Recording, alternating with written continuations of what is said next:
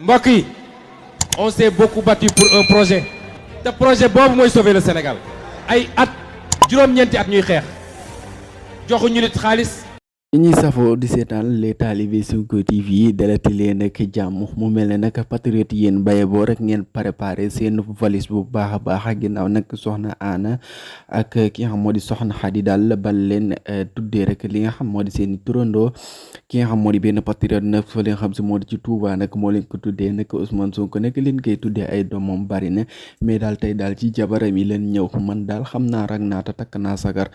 soxna Anna daal xawma kan mais kooku moom sama jabar la moom patriote baa ngi nii taxaw na yóbbu naa sama valise ba pare ba rag naa gars yi soxna Anna ak soxna Xadi daal Kébé macha allah patriote bi def lii moom vraiment nice na trop félicitations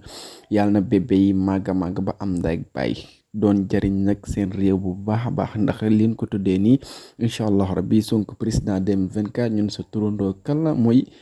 première dame ak deuxième dame mooy sama turandoo loolu neex na de. mbokk yi on s'est beaucoup battu pour un projet te projet boobu mooy sauver le Sénégal ay at juróom-ñeenti at ñuy xeex joxuñu nit xaalis